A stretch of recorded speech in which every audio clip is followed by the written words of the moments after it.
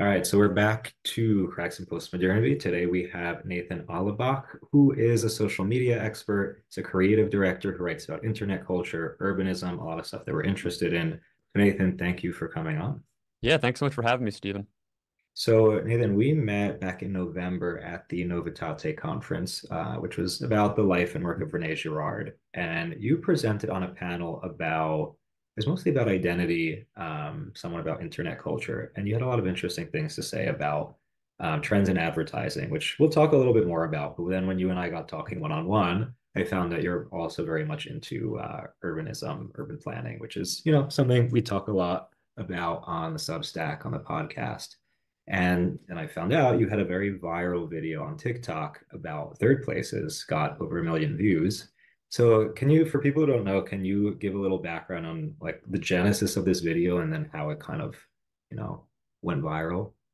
Yeah, no, sure. It's been crazy too because yeah, you and I we met at that conference a few months back, and I published that video on TikTok. It would have been 2 years ago this September, so like really like a year and a half ish from like the time of this recording, a year and a half ago ish. And it's interesting because at the time I remember I was just like really enthralled by the topic of third places and urbanism more broadly. So when I was kind of making TikToks around those topics, I was just kind of looking up various subjects to cover, like different angles on things that I was seeing in online discourse, and that was like a big one that really resonated with me, and I knew resonated with friends of mine from growing up, seeing as like a lot of my friends, we grew up in a pretty strong like local music scene, both in like a sort of like hardcore and punk sense. There was like a lot of shows happening in people's basements and churches and garages and just random restaurants and places all over where I grew up. And then also in this coffee shop environment in a nearby town that I grew up playing open mics at. So there was like all these kind of central hubs centered around music for me and my friends growing up, where I got to meet just a ton of cool people that I'm still friends with to this day. I actually met my wife at this coffee shop that I used to MC an open mic at. So anyway, like the sort of concept of third place as being like this kind of, if your first place is home and your second place is work, and then your third place is kind of all these social institutions or social gathering places like coffee shops and cafes and barber shops and libraries and churches and just, other places where you would gather with people outside of home and work, where there's kind of like a minimal ask for you to be like a consumer per se. Like it's not like a grocery store where you're going in with the explicit purpose to buy things and then leave. There's kind of an emphasis on lingering, an emphasis on like, a reason for people to kind of hang out and stay a while and catch up with friends and that type of thing. So the topic was kind of near and dear to me, and the more I learned about it from the man who coined it, Ray Oldenburg, in his book Great Good Places, the more I learned about it, I was like, wow, this seems like it's kind of hitting the moment that we're in a way, in a kind of like post-COVID world, where like, people are continuously atomized, like on the back of, the last decade of social media platforms and smartphones and all these other social and psychological trends that are kind of just further and further isolating us from one another. So it felt really timely. When I was scripting it for TikTok, like 2 Septembers ago, there was only one other video I found of a guy who did a kind of like similar brief explainer. His name was Paul Stout. His account was, I think it's called Talking Cities. Yeah. He's really, really bright, really cool guy, great communicator. He's got more of like an NPR kind of voice, like approach to content than I do, where I'm a little bit more kind of like talkative, bombastic, rambly. So it's kind of like I was like, oh, he kind of hit this at a certain angle. Like I'm gonna try to speed run it in a little bit of a different way. So yeah, it ended up going, like you said, super viral on TikTok, and then even actually more viral on Twitter. It got like 1.4 million views on TikTok, and it ended up getting like 4 or 5 million views on Twitter. So it like blew up. It was trending for a while, and it's been cool because since then I've seen a ton of other people making TikToks and YouTube videos about the topic. Not to say like I don't think my video single-handedly created that sort of like avalanche effect, but I like to think it maybe played some small role in that. So it's just cool to see like a topic like that big and that kind of universally felt hitting the zeitgeist in that way. Mhm. Um, but yeah, no, I didn't like from like a personal and professional background, just for your audience, like I didn't have a like an official, you know, a credentialed background in this area. Like I'm not an urban planner, I'm not a city planner, I'm not an engineer. I didn't come into this world through any of those lenses. I'm just like you mentioned. I mean, I'm a creative director. I work in social media.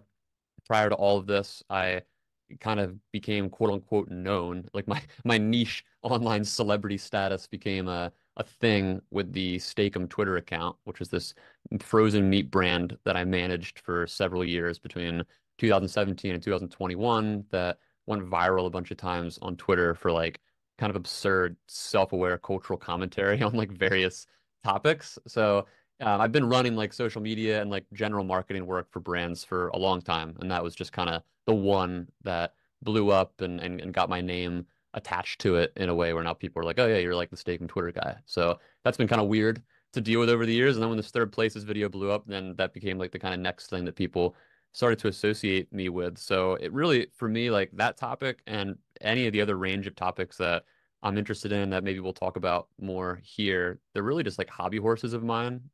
Like I said, kind of connected to my personal experiences from like my community growing up in like the music scene and also just like a range of other interests connected to like political and social discourse. So it's cool. It's been cool to kind of experience the topic broadly of urbanism connecting to people the past few years as like things like the housing crisis and the environmental crisis and traffic deaths and atomization, all these other issues have become so pertinent and so felt for people across the country and across other parts of the world more broadly. It's been cool to see these topics come to light more and people take more interest in the kind of weird nitty-gritty of like social infrastructure and zoning reform and all these things that would be a complete drag if you'd mentioned them to me in like high school, but are now feeling like more important to discuss. So that's kind of like my intro to this world and how I guess you and I got to talking about some of this stuff.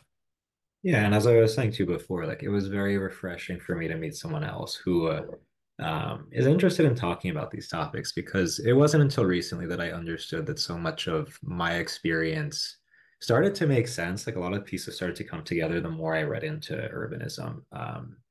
Like growing up in a very, very suburban area, like it started to show me how a lot of the things that I experienced were the direct result of the layout of the land, like the design of where I was living. And again, like I think we come to take for granted how much that affects our psychological well-being, our spiritual well-being, whatever we want to call it. But I do want to ask you this. So like I found Oldenburg while reading Christopher Lash's Revolt of the Elites. I'm curious to know where you found out about him and his third place concept. It's funny. I think I actually found out about him just through a coworker. I think I'm pretty sure like my memory's not great, but I think my coworker Bob had read his book. This is years ago. And he knew based on the topics that we're talking about now, I was talking with him about this stuff. And he was like, "Oh, have you read this guy's work?" And I was like, "No." Then when I looked it up, I was like, "Oh my gosh!" And all these things started clicking in my mind. I was like, "Oh yeah, this is because I had been like generally interested and generally aware of the sort of trends that Oldenburg was discussing in that book. I mean, similarly connected to like Robert Putnam's work with Bowling Mhm. Alone, the kind of, trajectory of the past several decades where Americans in specific have become more atomized from their communities as social infrastructure has diminished due to a range of cause and effect, with some having to do with policy, some having to do with cultural changes, and so I was kind of like broadly aware of it, Mhm. but yeah, I wasn't like privy to his work in any, like I said, in any kind of professional capacity. It was kind of once it was floated to me, all these things started to connect in a way that really made sense. And so, just again, for context, can you tell people a little bit more about your own background growing up and how that kind of sparked your interest in finding out more about urban planning? Yeah, no, absolutely. I grew up in a really small suburban town. So like not like a suburb when people post like the suburban like meme of a subdivision where there's like a Yeah. million houses that all look the same like lined up in the development. Not a suburb like that. Kind of small town, old town outside of Philly that did have like a very sprawling kind of just small town feel to it. Like on our street was developed um while I was growing up. So I mean, like while I was growing up, there was like no houses on the street that we lived in, and like over time, it ended up becoming like 10, 15 or so houses along this street.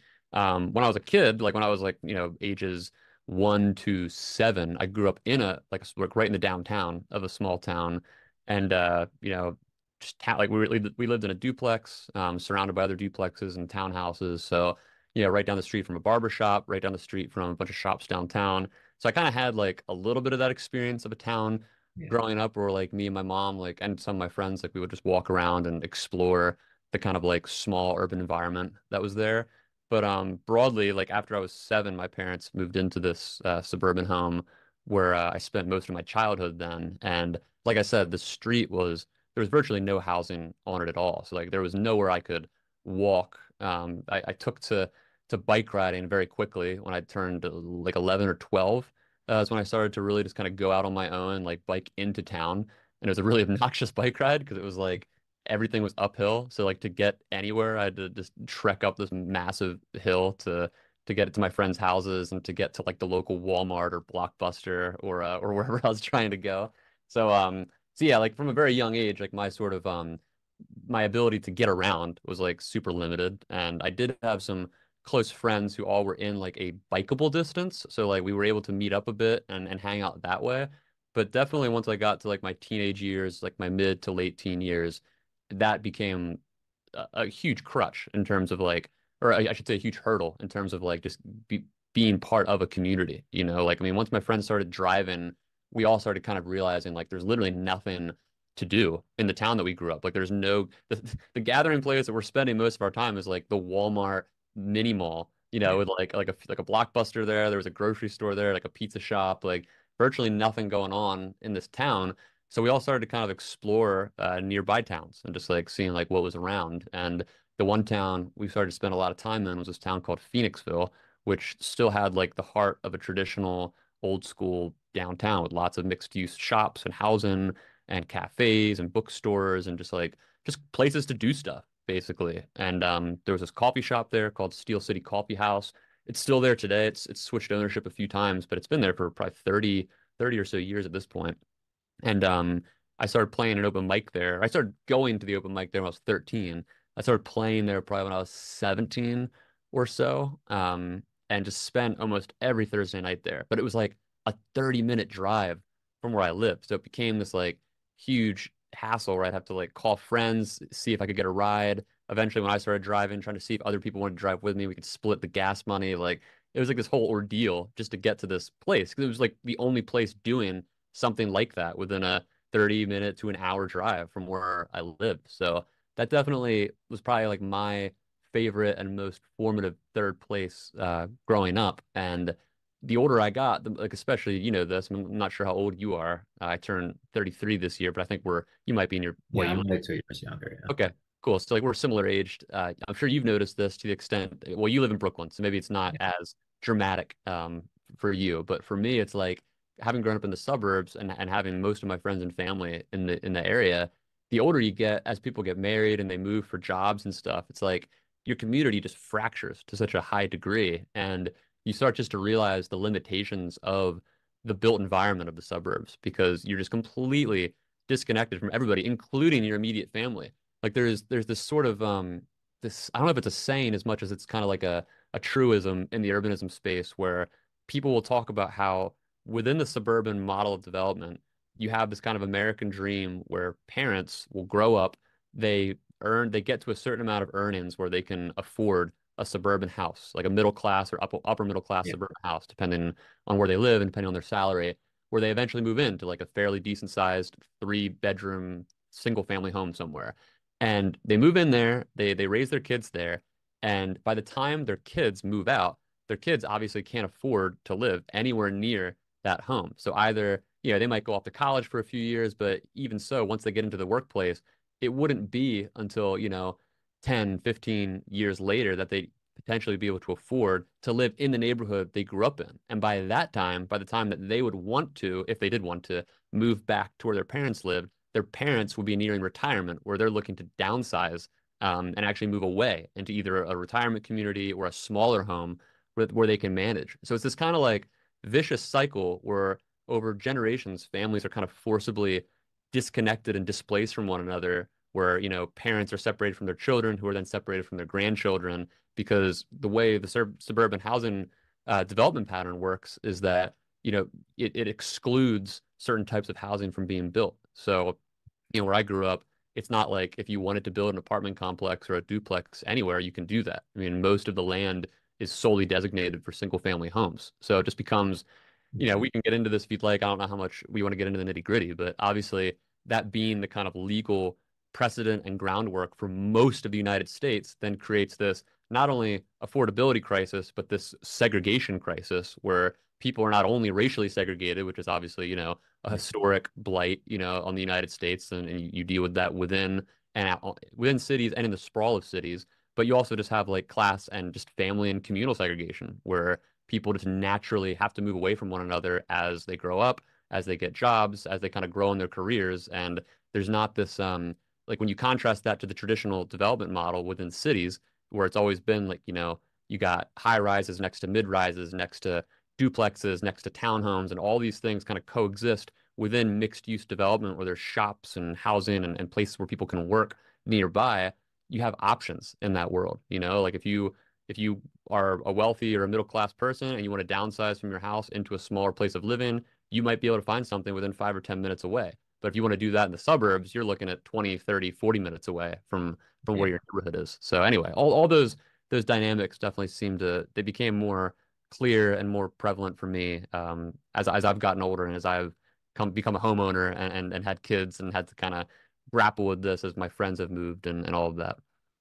Yeah, no, I mean, I think there's a lot of parallels between our experiences because like I said, I grew up in a suburban environment that wasn't very towny. Like the downtown was kind of far away and super small. But in general, like the experience growing up was super atomized, like very much disconnected from neighbors, from family. And my main way into this, because my background is mostly theology, philosophy, I'm very interested to see how the space, the environment that we grow up in shapes our view of the world, shapes our sense of reality, of selfhood. And in particular, like looking at my family's history, growing up in the ethnic barrio in the city. For us, it was in Newark, New Jersey. Like moving out to the suburbs means that you made it. You get away from the crowds, the poverty. You have your nice little area just for yourselves, for your immediate family. But the inevitable result is the experience of uprooting, also of assimilation, of kind of losing your cultural roots, your traditions, your values. And I like for me, I see how much that experience of uprooting is the cause of a lot of, I would say, like spiritual and psychological malaise that I see not just in myself, but also in my peers.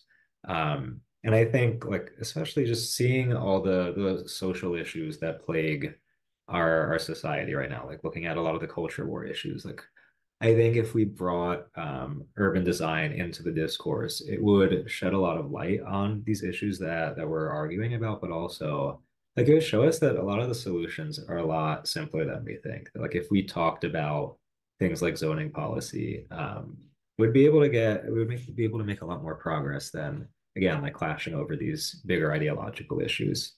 Um, but I'm curious for you, like if you like similarly, the more you looked into urbanism, if it shed light on other bigger picture issues that you think are part of the discourse, what people are talking about today.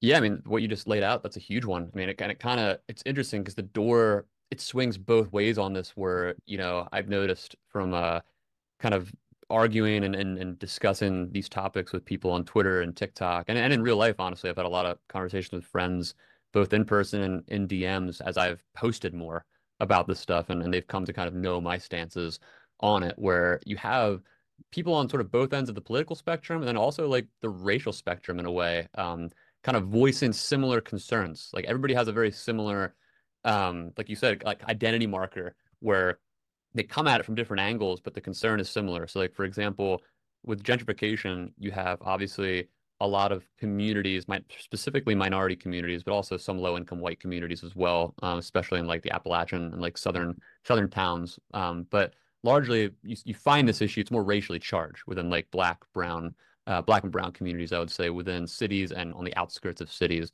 where when you start to talk about development and you start to talk about kind of planning and all these things, there's this sour taste harkening back to the last few decades of urban planning and urban renewal. specifically, where, there have been not only did we have, highways just like literally just destroying these communities where we, through redlining, where highways were just literally being built straight down, the center of black communities, then kind of creating segregation lines between, the quote unquote bad neighborhoods and the white neighborhoods, essentially.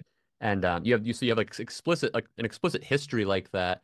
And then obviously through the past few decades, or I should say the past couple decades, been this kind of resurgence where if in the 50s and 60s you had a lot of what's become known as white flight, where like cities became more populated with minorities, and there was various other kind of intertwining social issues like crime rates and other issues in certain neighborhoods, all kind of creating this. I don't want to say it was all a moral panic. Obviously, like crime rates have real material effects in the world, but like largely because of like the racial discourse of that time, a lot of this was just blown out of proportion, and white people were just kind of irrationally afraid to be living like around minorities, because specifically black people, because they thought it was going to bring crime and it was going to make their property values plummet. Whether or not that was based in any kind of material analysis, I think in most cases it wasn't. But that led to most these white people moving out of cities into the suburbs, which was called white flight. And then for decades, then there was the kind of lagging effect of like those inner city neighborhoods getting much worse in terms of property values, in terms of crime, just in terms of like quality of life overall, while those white families moved to suburbs that were exclusively white. And like a lot of the policy making back then was exactly that. It was whites only neighborhoods. So that's the kind of backdrop of the history. But now in recent decades, the script is kind of flipped, where now white people and kind of middle to upper class people, including yuppies, like young adults like you and I, are moving back into these cities. So Yeah. that's causing this kind of like inverse of the real estate market, where now all these neighborhoods that were once undesirable because of their proximity to minorities and just in general being segregated from white people and from wealth in these areas, they're becoming more desirable places to live.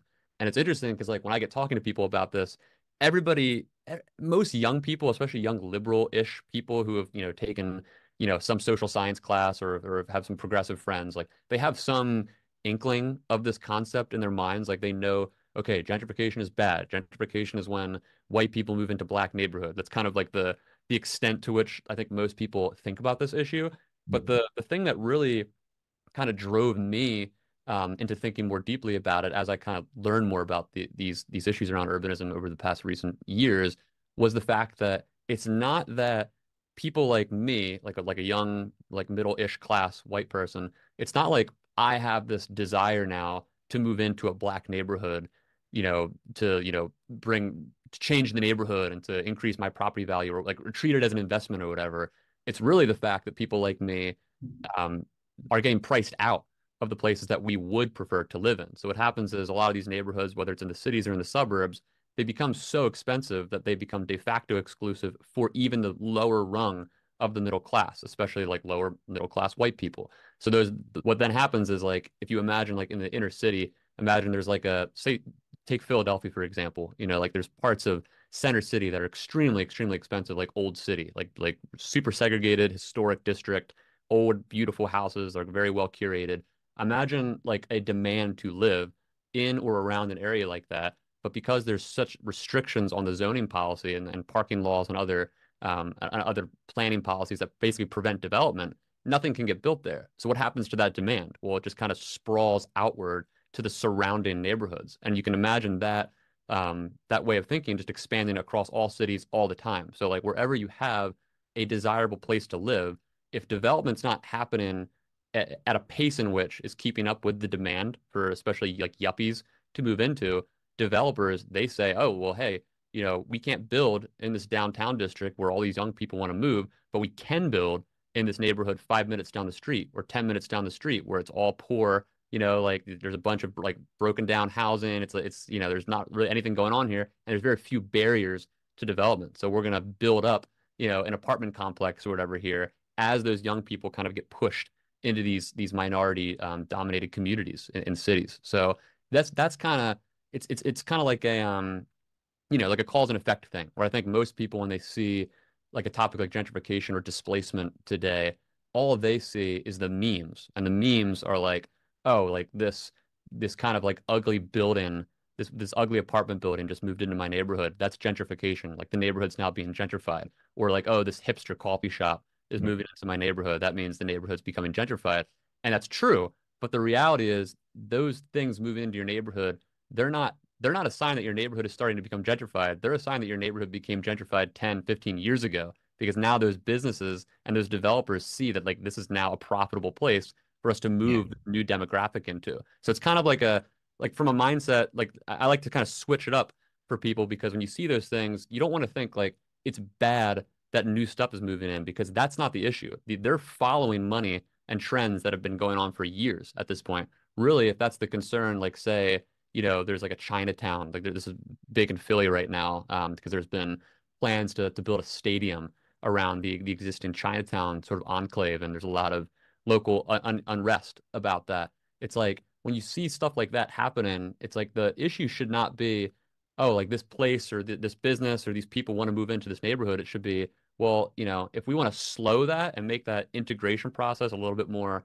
natural, quote unquote, or incremental, as to say, like, not necessarily allow like a 20-story apartment building getting built in the middle of a bunch of low-income townhouses, then we have to reform these zoning laws locally, regionally, statewide in order for housing supply to meet the existing demand in order to kind of like allow people to live where they want to live versus like being forced into neighborhoods and places that they otherwise probably wouldn't have moved into. So things like that, like the more you learn about it and you kind of see like the cause and effect, it's like it's not to say like I said, not to make light of the issue itself. Like obviously the lived experiences of people on the ground in these neighborhoods, they're gonna feel the effects of that in different ways. Like if you see an apartment move into your town and you're a low income black person, obviously like the feeling of gentrification, like, oh great, like now there's a bunch of like new white yuppies moving into my town. That means the kind of demographic makeup and the culture in the community is going to start shifting. That's a very real thing. I think just the issue is that that's more of an effect and not the cause of gentrification, if that makes sense. Yeah, no, and I mean, for me personally, with gentrification, I'm very much interested in like the cultural dimensions of the whole phenomenon because, like you said, like you have these white kids who grew up in the suburbs, but oftentimes their parents or their grandparents grew up in the city. And again, in my case, it's within like an ethnic enclave in the city. And like there was a certain point when I decided to move back into Newark, because so like when I studied abroad in Europe, I kind of like got a taste for what I don't know, for like what my roots were, what life was like, being in like a small city in Europe where everything, I don't know, like the culture is very rich and everybody's connected to each other. Like you don't get that atomization, the rootlessness that you find in a lot of the suburbs here. And the closest thing I knew was in one of these European enclaves that still exists in Newark, one of very few. So I decided to move into the neighborhood, and on one hand, like I found that again, like that strong cultural dimension that was like really life-giving for me. Like it was very exciting. But I also found again, like back to what I was saying about the psychological piece of this, that like I was just not equipped for life in the city because like there were a couple of like, you know, um luxury high rises that I mean if I stretched my budget, I could have afforded to live there, but I decided to live in like one of the old school buildings, which was, not managed well, but I don't know, like dealing with a lot of the BS that comes with being in a again like a lower income kind of place. I don't know, like my inner snowflake came out, and I was like, yeah, this isn't gonna last much longer. But now, okay, so like fast forward to where I am now. Like I'm in a neighborhood in Brooklyn that is like socioeconomically pretty mixed. Ethnically, it's very mixed. But the thing that's appealing to me is that there is a strong sense of cultural rootedness. Like all the different ethnic groups, like are actually like their culture is still alive for them. It isn't just kind of like these uprooted white Hmm. kids.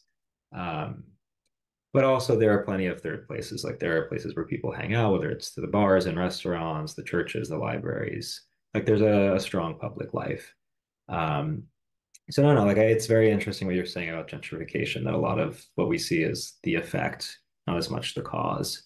But it does make me think about, like I've told you, that I've been trying to raise this issue more, at least through my writing. And I find that a lot of people are saying, like this is a dead issue, whether you're talking about, building strong towns, building like kind of maintaining ethnic enclaves in cities, kind of trying to sustain these third places. I don't know, like at least from what I'm seeing, a lot of people are like, yeah, all this like stuff that's critical of suburbanism, of gentrification. It's like, all right, you're not going to do much anymore. Like the policies are what they are. But you seem to be a little more hopeful. I'm curious to know, like, what do you see in your involvement with urban planning circles? Like what hope do you have for kind of building up these kinds of environments for Yeah, no, gentrification? it is interesting because like I'm not hopeful when it comes to the discourse. I think the discourse around this stuff is just like it's poison, it's toxic. Mhm. I think because of how visceral it is for people. Like I don't even want to say it's poison and toxic. Oh, like people are saying mean things. It's not like that. I Yeah. just think it's so emotionally just gripping because it is people's experiences on the ground often that they're kind of watching this kind of development happening in and around their neighborhood. So it becomes really difficult to talk about potential solutions. And then if you see a guy like me come into the discourse and I'm, a white young dude, and I'm saying like, oh, we need to reform zoning laws to allow more development, the kind of knee-jerk reaction to that is, why would we ever want more development? Like the development is the issue right now. Like we're seeing all these new buildings get built. These buildings, they're not built well, they're ugly, they're coming into our neighborhoods and like ruining the character of our neighborhoods, and so on. And like I said earlier, I really think that that's just a result of what people are seeing versus the actual cause of why that building is happening the way it's happening. Like even just to take a kind of tangential example, when you look at the way zoning laws are structured right now in most cities, the red tape that exists is just so profound and so vast across, just getting building permits, just the stipulations on like how to have like the proper setback of like, where the building can go up to the curb, how tall the building can be, the types of materials that can be used. There's just so much red tape that ends up literally forcing developers to make decisions and to cut costs in order to make any money at all. Because it gets to the point where, like, there's this developer in a town nearby where my wife and I live, and they bought this plot of land 5 years ago. It'll be 5 years this year. It was a rundown, abandoned building. The building had been abandoned for 10 years. They bought this plot of land. They put through a proposal, a bid in with the city council. It was against like three other developers. They won. They offered the most amount of money for it. They got it. And since that time, it was 5 years ago, people locally have been protesting them building just townhouses. They're literally just planning to build townhouses, not high rises, not mid rises. It was like 70 townhouses or so on this plot of land. So imagine like you're that developer. And again, I'm not trying to like there's a certain subset of people who would hear me talking about this and be like, oh, like he's, simping for developers. Like, no, like I'm trying to explain pragmatically. Imagine you are the business owner in this situation. You bought this plot of land 5 years ago. You're paying taxes on it. You already proposed a plan with the city council that was approved. And yet now the plans have been being blocked by local residents for the past 5 years. So they haven't even broken ground on it. So you just imagine like things like that just add to your costs over time to the point from like the start of a proposal of a project to the time that it's actually built and you have people buying it or renting it from you. It leads to just so many issues with design, with placement, with the size of buildings and all these things that really just feed directly into a lot of the common issues people bring up when they talk about gentrification. So I think it's like a weird solution, or it's a weird sounding solution. Like when you talk about, hey, zoning reform, you should basically people should be allowed to build what they want with the property that they own, to meet demand of housing needs. For some people, like I said, on the left-leaning side of the spectrum, we're not even left-leaning, but like we're talking about often like the victims of gentrification and displacement, often minority communities, they hear that and they say, oh my gosh, like we don't want that. We don't want more hipster coffee shops coming into our community and ugly gentrification buildings.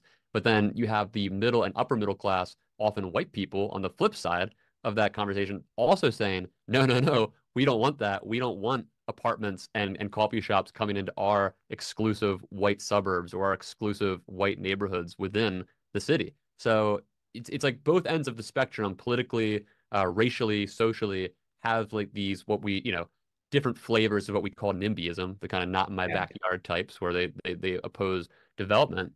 And obviously, it's a lot like comparing communism to fascism, like you can, I guess, pose arguments to be like, oh, well, based on intent, I guess like maybe some people in like the more left-leaning or minority side of these arguments, like they have more moral justification for their thinking here, like in terms of just like what they're hoping to achieve.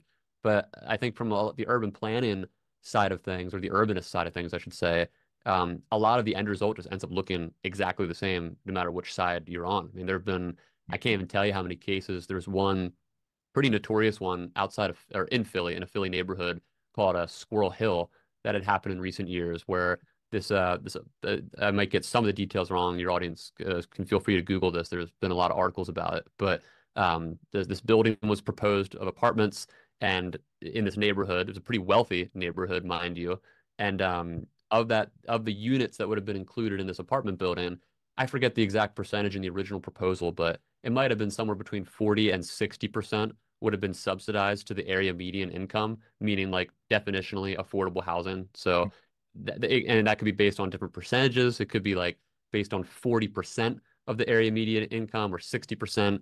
A lot of times there's a tiered system when developers put these proposals forward just to kind of be like, 10% of our units will have, housing that's basically like 40% cheaper for people who have an income that's 40% below the median income of where we're building this. So it had some fairly large percentage of subsidized affordable units, and people locally started protesting it. A lot of them progressives, a lot of them left-leaning people saying like, we don't want this like luxury housing in here. It's not affordable enough, et cetera. And this went on for years. It went on for years and years and years. And ultimately, I forget it I think it was last year or a year or two ago, the building got built, and I want to say it was virtually no, it might have been none, but it was virtually no affordable housing ended up getting built at all because of that. And that tends to be the story of how these proposals work because people, developers try to meet the local need. Like they say, all right, the city council or the residents, they're asking for a certain percentage of subsidized units. Here's what we think we can do based on like the profitability of this project and so on. And if that's protested, and if those protests go on for years, obviously, again, the capability of the developer to meet that demand diminishes. So you see this kind of stuff over and over and over again with development projects. And yeah, like we're saying, it just really the more you learn about it and how the politics of it works at the local level, as much as I empathize, or I shouldn't say empathize, I should say sympathize with people in these positions. Oftentimes, well-intentioned or not, the result ends up being the same, which is housing just doesn't get built, affordable or otherwise. So in that case, it just exacerbates the issues of affordability. It exacerbates the issues of segregation, and oftentimes doesn't do anything but hurt the cause that you're fighting against. Because if you're fighting more new units coming in, it doesn't mean all new units are stopping from being built, but it does mean that if there's fewer units, those fewer units are going to be more expensive just by the law of supply and demand. So I'm of the opinion of housing abundance, and I think whether you're in a exclusive single family suburb or you're in a more ethnic enclave, minority community in the city, I think people largely should be able to build what they want to build with the property that they own, barring some obvious exceptions that revolve around like human health. Like you don't want like somebody building like a I don't know, like a waste management site in the middle of a neighborhood or something like that. But barring the kind of more obvious exceptions, I think in terms of just housing alone, that we should allow way more of it. And I think in doing so, it'll actually over time help slow a lot of the issues that you and I are both talking about. The more we give people options to live where they would like to live, rather than pushing everybody out, where we're pushing, wealthier, whiter people out of suburbs and pushing them into the kind of like borders of low income neighborhoods and then gentrifying inward that way. And then in doing so, displacing the low income people in those neighborhoods to other low income, further away neighborhoods. Like that cycle of displacement, it literally is a cycle. And the only way to stop that cycle is to build enough housing to accommodate people of all walks of life across racial and class lines. Yeah, what you're saying, it just shows us how trying to moralize all these issues does kind of I don't know, it makes it harder to actually get anything done, like we end up talking past each other. But I do have a very important question. Do you actually like going to hipster coffee shops? No, I generally hate them.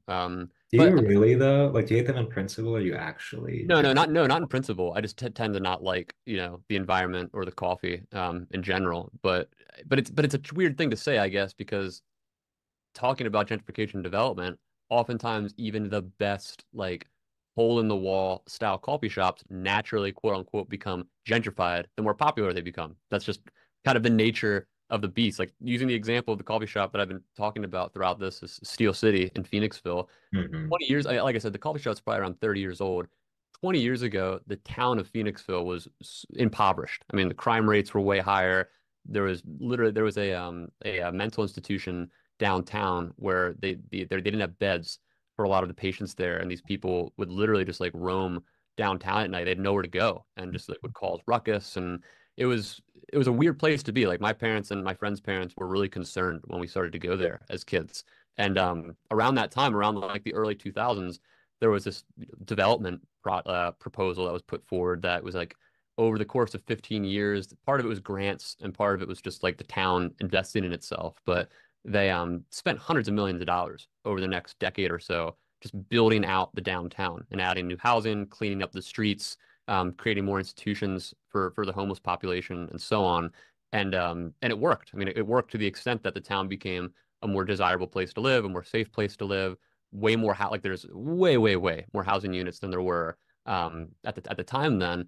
But if you look at this coffee shop from the early 2000s to now, it's unrecognizable. I mean, Yeah. the coffee shop, you can see me like maybe if you Google some pictures, I don't know what's all out there, but it used to be this really kind of dark, artsy room full of just like local art that was hanging around.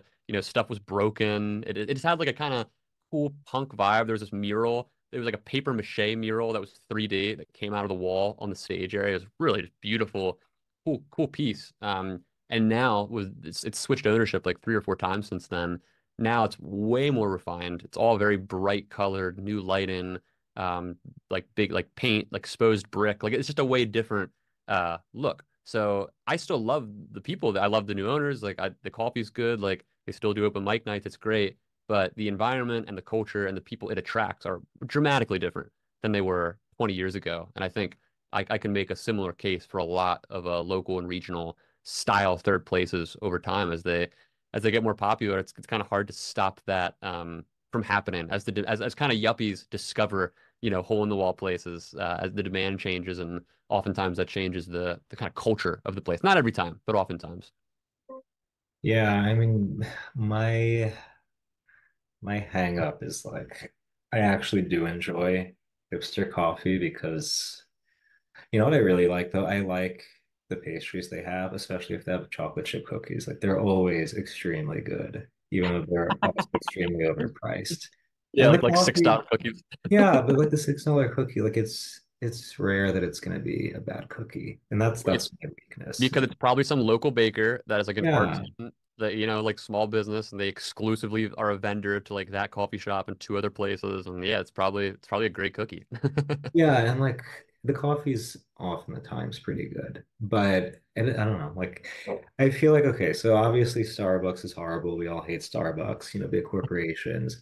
But then we're between like, okay, the down home options, the locally run options. Like you have this hipster one, which is overpriced and really pretentious. Like the sense of kind of like authenticity is really like performative. It's really false. hmm Whereas like if you go to the more again, like at least in my context, like being in Newark, being in Brooklyn, like the real ethnic one, the one that's like somebody who's been in the neighborhood for years and it's probably much cheaper than the hipster one. Maybe the quality's not as good, but it's made with love. It's like you feel like you're connected to something. The sad thing, at least where I am now in Brooklyn, like those types are harder to find. The hipster ones are all over. Um, but anyway, that's my drama, trying to avoid my temptation to eat the gourmet hipster cookie. Yeah, But I think the point of the cookies is that's actually a really great point because you're right. I mean, the prices are obviously obscene at most of these places, but they're often obscene because they do use like locally sourced artisan style ingredients and vendors and things that would, make their place stand out from the other hipster coffee shops. Like they have to have their kind of unique selling points. And I do think, depending on who you are and like and your lifestyle and your background and all of that, like there's a place for you in any of these places depending on what your interests are. Like for me, when I go into a lot of hipster coffee shops, there's a sense, like you said, kind of it's a pseudo authenticity, but it also just they rarely feel like third places. Like they often feel just kind of like a meeting place for the laptop class, Yeah. like for people to work on their laptops and not interact at all, and people are just kind of coming in and out. No, that's not it. And you look at that versus like a more ethnically homogenous or homogenous-ish place. Like I think about this barber shop. It's literally right across the street from the Steel City coffee shop I keep mentioning, and it's been a black barber shop for as long as I can remember, and it's right on the corner. And they have this like really cool like just corner barbershop culture. Like they got a bench outside. You always see black people out there conversing, sitting on the bench, talking. Like it's obviously like an important place, for like that part of the community in town. And I think there's absolutely something to that, like across kind of third place categories where if you're like, especially within a certain like racial or cultural minority or just class of people, like say it's even religious, like a church or whatever, obviously like those places are important for the in group in order to kind of like maintain a kind of like a sense of identity and a sense of like social cohesion. But like you said, I mean that comes with its own sort of trade-offs. It just really it's a values based thing. Like it just kind of depends. Like, do you value like are you looking for that kind of social cohesion within an identity group, or are you looking for the really good cookie? You know what I mean? Like, and I think that is there's just people have different demand for when they go into a place like a coffee shop. Like, what exactly are you looking for? Sometimes, even just for me, sometimes I am just looking for a window to sit on my laptop and do work. In which case, it works fine. The hipster coffee shop works fine for that. But I think like in terms of the community building, I think you do see a lot of those places struggle with that side of things in terms of like building a kind of authentic third place because there really is no cohesion within them. It's really they're just kind of like a optimized business model for yuppies to get good stuff. Like the quality of stuff is usually great, but the environment is not conducive to just like let's meet other people and hang out here. Usually even like within just like white communities in cities, you often find more of that in things like the punk community, and like more like the rundown, like Yeah. like record shops and like co-ops. Like there's like I know there's like this one co-op record store. It's like sorry, it's a bookstore in Philly that's run by this kind of like anarchist community. Like that's the type of place where if you're a punk, it doesn't really matter your skin color, even though most punks are white, at least in that area.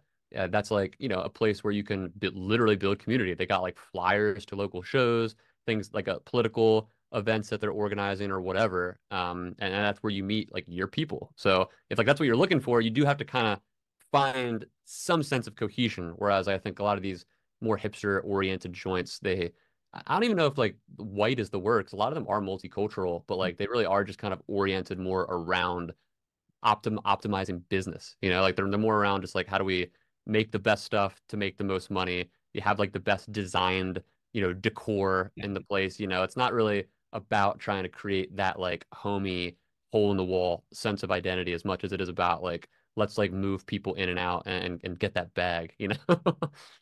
Yeah. Yeah, no, I mean there are days where I just want the really good cookie, but then the other thing, like you're saying, like, if I go to one of those like old school coffee shops where it's again like the sense of authenticity is like really organic and not like something performative or forced. Like if I take out my laptop and start doing work, they're all gonna stare at me and wonder what's wrong with me. Exactly. Because Which sometimes you is need one or the healthy other. because it's healthy because like you should be talking to people. You Hmm. should be, but again, I'm a suburban snowflake, so I can't do that. No, but all right. So I do want to shift gears though, real quick, because a lot of your other content has to do with a lot to do with advertising, with marketing trends. And I mentioned that we met at this conference down in DC. It was so you were speaking with Tara Isabella Burton, who's been on several times, Kat D as well, Jeff Schollenberger, who we're close to. And you're mentioning I think it was there's like a Duolingo ad that what was it? It was something Or the like, TikTok. Yeah, like the yeah, the piss one, right? yeah. What was the Duolingo bird wanted to drink Dua Lipa's piss or something? What was that? Yeah. Yeah, again, your audience, I don't know why they would want to, but they could Google this, I I think suppose. they would. Yeah, I mean, I don't know how much of your audience, lives and breathes in this space. I mean, obviously, I do this for work, so I end up kind of having to consume a lot of it. But yeah, the brand Duolingo, which I think most people have at least somewhat awareness of their presence on TikTok, which they've become in recent years. They've become essentially like the Wendy's of like what used to be like Wendy's Twitter. Now like Duolingo is to TikTok what Wendy's was to Twitter in terms of just their kind of ubiquitousness in the kind of weird brand personification Mhm. subculture there. And whereas like Wendy's, when they took to Twitter, their sort of marketing strategy largely was built around being sassy and like insulting people, like roasting people, clapping back, that type of thing. With Duolingo, their strategies, it's evolved over time, but I would say, especially in the early months in the early, like the first year, most of their big hits had to do around the brand acting horny. There were like several, at least three, maybe five, or maybe more TikToks that I can recall where they were like thirsting, quote unquote, over the singer Dua Lipa. Yeah. And the one had like a meme saying it was like a video of like Dua Lipa, and the text said something like, "Oh no, like I just peed in the pool." And it was like Dua Lipa in the pool, and then like it just showed like the Duolingo owl like swimming in the pool. It was like me, like I want to swim in the piss, basically. So yeah, they've posted a lot of weird stuff like that. The head of social, I think like her title is global social media manager now. I'm not sure. I think she was just a social media manager at the time when like that was happening. Her name's I think it's Zaria Parvez. I think is how you pronounce it. Mhm. She's been with the company for the past couple years or few years, and she's been the one who's kind of spearheaded a lot of this strategy on TikTok. And she's super cool and she's super sweet and super savvy. She knows what she's doing, how to get attention with these kind of like absurd trends. The way they've positioned themselves, they call it unhinged marketing, quote unquote, Mhm. which, I guess is like a more sanitized way of saying horny. Like, I mean, they do more stuff than just being horny, obviously, which is why they're trying to kind of say like, hey, it's not just about that. But I think a lot of that is what kind of initially got their big bumps in attention. Um, but yeah, I mean, they're just kind of. I wrote an article. This would have been maybe in 2021. It might have been 2022. I can't remember. I wrote it for Vulture magazine, and it's if you just Google like brands acting horny, it should be like the first or second search result that comes up. But I was fascinated by this trend because obviously, as somebody who works in marketing and like having worked on an absurd brand account with Steakum, I've kind of been really, really close to witnessing this trend of brand personification over the years on social media. And it's interesting because, like, over that time, one of my biggest observations, which wasn't necessarily a novel observation, but it was one that, like, I wrestled with for a long time, was the fact that, like, brands between the years, like, 2014 and 2019 had just exhausted, like, every possible way of positioning themselves online, like through meme marketing, through cause marketing, where like they'd try to represent like a political cause or a social cause, through, just trying to be funny and entertaining, through sassy attitudes, through playing into things like depression, like talking about how they're depressed or whatever.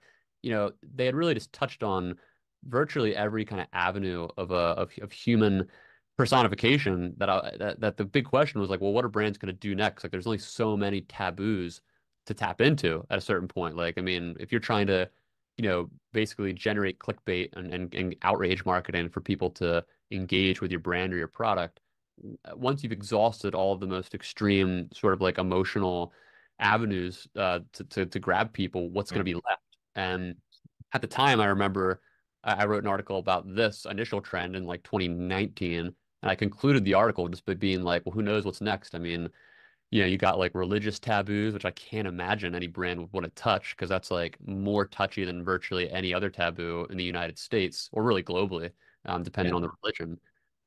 And you got that, and then you've got sex, basically. And like brands at the time had already gotten into politics. You already had things like the Nike collaboration with Colin Kaepernick and things like like the Pepsi Kendall Jenner ad with like the protests and all that. Like there was a bunch of stuff going on, but then 2020 into the past few years, it's really just been like a complete escalation of brands acting horny, brands just acting completely unhinged, or as much as they can to really just game the attention economy. And it's one of those things where I think consumers at this point are completely burned out by it. Like there's a sort of there's like a niche plateau that you can hit. Like if you're Duolingo is like the biggest in the world, so I don't think they're gonna hit a plateau anytime soon, just because they have like a such an accelerated growth that like I don't think they run into this issue.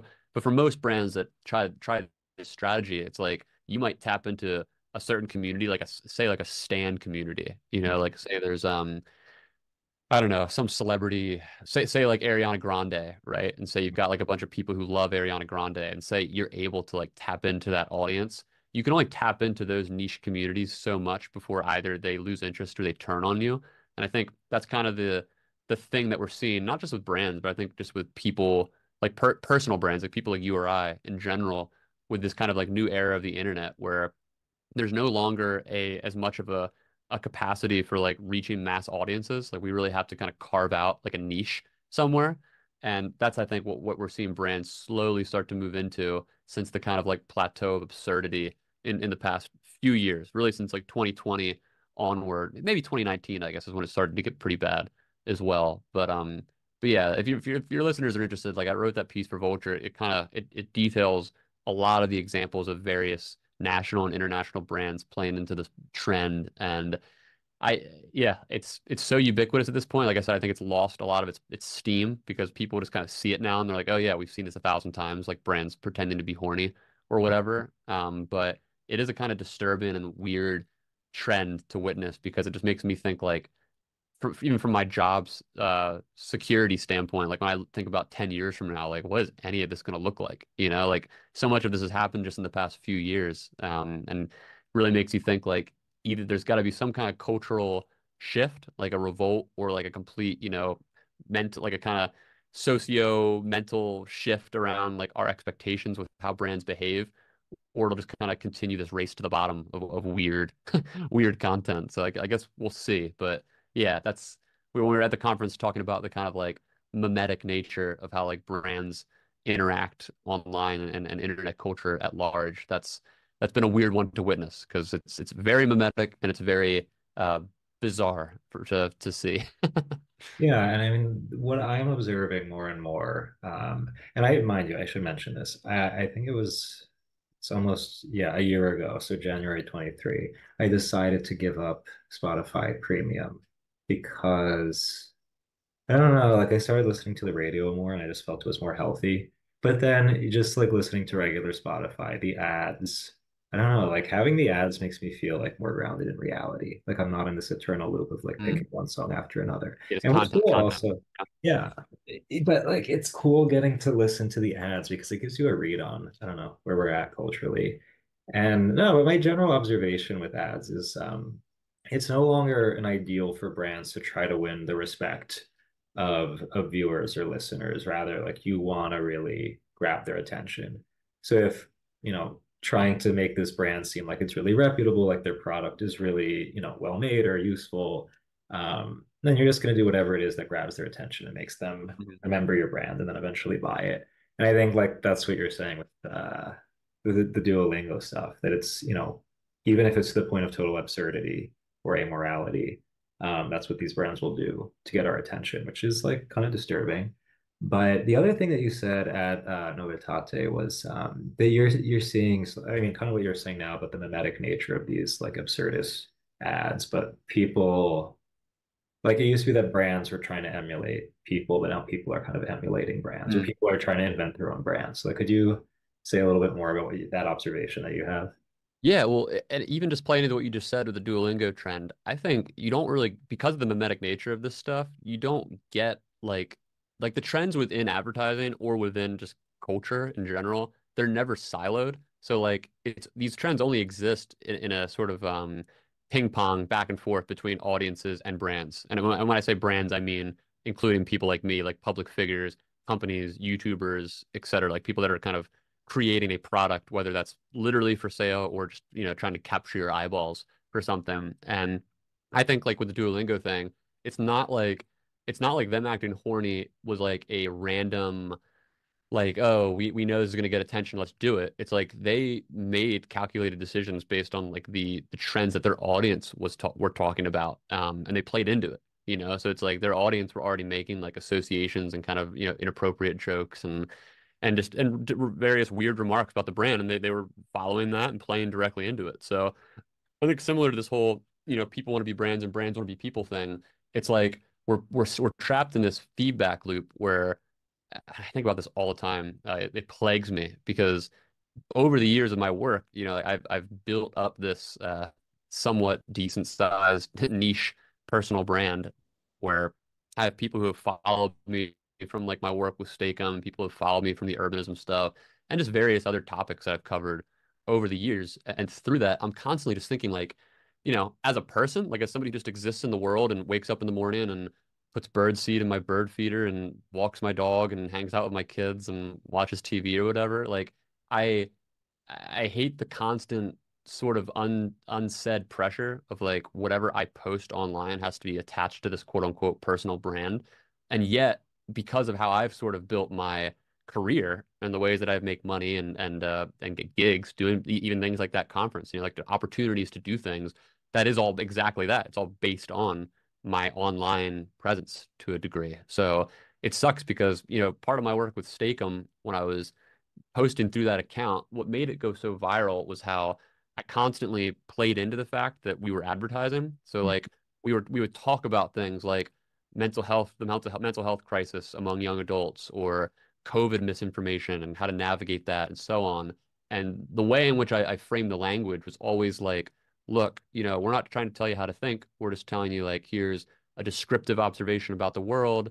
And, this is something we have to figure out together. And by the way, we're a brand. This is an ad, like we're trying to sell you something, but we also think this is an important message. And that the absurdity of that juxtaposition is what made it go super viral. But it's funny because that's how I personally feel about a lot of this stuff too. It's like prior to working in social media, I really hated social media. Like the idea of like having to kind of post your every thought and all your work and gaming these platforms for attention. Like I literally, I often get these Facebook memory posts from like 10, 15 years ago. And that's like what I'm talking about on Facebook. Just be as like a teenager and like a young adult, just being like, oh, I hate these platforms, like what they're doing to like my brain and our culture and whatever.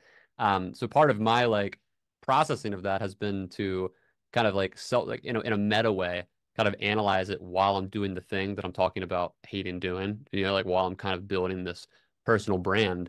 And I think for me at least, that's been like one of the only ways that's helped me stay kind of sane with it, just to kind of like keep me level, keep me grounded while, having to kind of chill out a part of my personality that, I don't necessarily want to be doing day in and day out. Like, I mean, I go weeks sometimes without posting anything on Twitter because I'm just like, I just don't have anything to say. Like, I don't really want to feed into the discourse. Like, I know exactly how to. Like, I've made a bajillion, viral posts over the years. Like, I know how to craft a viral post. I know how to use the language. Like, I just don't want to. Like, I don't want to add to the noise. Like, I don't want to just be saying stuff to say it, just to get into the discourse. And yet, in doing so, that's how I stay relevant. That's how I get future gigs. So it's this really weird paradox that like I think myself and other people who are trying to build either careers or even just hobbyist careers, like maybe it's like a side thing for somebody. I mean, it mostly is. I treat it's both for me because I don't. It's not like I make all my money from posting and I work in marketing, but I get leads from posting. So it's kind of like it helps me on both ends there because it's my passion projects that I write and I talk about, but those end up leading to actual monetary gains. So I think it's just people have to deal with it in their own terms, and I think it's really difficult because I think people aren't brands, people are people, and I think the new world that we live in on social media and the incentive structures that exist on these platforms and in just media at large, they're so intertwined with opportunity for career that it's really difficult to separate them. Like I think I have a few friends of mine and colleagues that work in marketing or they're writers. Like I have this one writer friend named Oliver Bateman who you might know. I'm not sure if you know Yeah, Oliver. I know of him. Yeah. Okay. Yeah, like Oliver's like a fascinating guy because like he does have a quote unquote personal brand, but it's kind of like this sort of like he just constantly mocks it, like it's a parody of itself in a way. And he's never really trying to build it. Like his account's like on private half the time. Like he's just kind of shooting shit into the wind. Like he's not interested in doing like viral zingers, like that type of thing. And yet, like through his career, he's a writer by career. He does mostly ghostwriting and like these kind of obscure like small writing gigs that he gets within a community that are almost exclusively based on just who he knows and the work he's done. So like he does have to post a little bit to kind of maintain like in his sense of like, hey, I'm still around to certain editors and whatnot. But largely speaking, I think if he deleted his Twitter account tomorrow, I think he'd still be fine for most of his writing gigs over the next decade or so. He just has like he has that many connections and he's that prolific of a writer. And I have other friends like that work in marketing who are so good at what they do. Like they're such good copywriters or they're such good designers that they don't need social media at all because their work is that good that enough people in the industry know who they are. Whenever they need a job, they just tell the right people, it gets spread around and they're fine. And if you're that good, that's awesome. Then you don't have to waste time kind of like, parsing your soul with these platforms. But I think for most people, it's just the way to stay relevant, to create a sense of purpose, even on top of the monetary gains. I think, a lot of people they just use the sort of the nature of personal brand building to feel like they're making a difference in the discourse and to feel like they have a community of people that care about them because they're liking their tweets or sending them DMs about how cool that video was that they made or whatever. And I think that's a really, again, having had a lot of viral videos and posts over the years, and that's a very powerful thing. Like when you get people messaging you and emailing you and commenting and be like, this is amazing. Like I've never heard somebody put it this way. Like it obviously it hits certain receptors in your brain and it feels really good. But I'm always just kind of coming back down to the reality of like, it's just all it is content. Like you said with the Spotify thing with the ads, it's like Yeah. all my video is it's one more video that somebody saw before they went to the next video and the next video and the next video. And it's like that's just kind of how we consume things now. So, you know, we tell ourselves the story we want to tell ourselves in order to feel better about what we do. We all do that, I myself included. But I think that trend of kind of people wanting to be brands and brands wanting to be people is like it's it's going to continue going on for as long as the incentive structures exist the way they do online. And it's something I really hope more people start to write about and grapple with because it's absolutely having just a mass impact on our social psychology, Yeah. Well, so speaking of brands, before we wrap up, do you want to plug any of your pages or any of your particular content that you think people would be should check out? Yes, my time to plug the personal brand. I mean, no, I mean, I don't post a ton right now. I mean, I'm a dad now. I just had our second kid, this past January. So I've been doing a lot of dad stuff recently. I haven't been posting too much content. I tweet once in a while.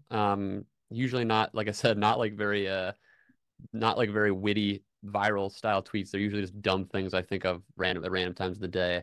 And I do post to my Instagram stories a lot. That's more of a curation. I don't necessarily post a ton of original stuff there, but if you're, interested in the stuff that we're talking about, you'll probably like the things I post on my Instagram story because I curate a lot of social, political, marketing style content there. Yeah. Um, but yeah, I mean, my pages are all just my name, so it's just Nathan Allebach wherever you are. If you want, I don't post on TikTok anymore, but I have an archive of a lot of videos there. I'm on LinkedIn if anyone's interested in in the industry and they want to chat about any of this stuff. But otherwise, yeah, just find me wherever if you want to chat. And yeah, that's all I got, man. Awesome. Well, Nathan, thank you so much for coming on. We covered a lot of ground, but no, it was again, it's refreshing to find other people who have these kinds of questions, So I appreciate you taking the time. No, I appreciate you having me, Steven. It was really great chatting with you at that conference. I'm glad we got to do this follow up. I was telling you before we started recording that you've been staying on me the past couple That's, months while I've been that's just what I do. Yeah. neglectful of email, and I'm really glad that we finally made this work. And I haven't done a podcast in a long time, so I feel like I'm very out of practice. But it was a fun dialogue, and I appreciate your perspective on things. So stay in touch. Awesome.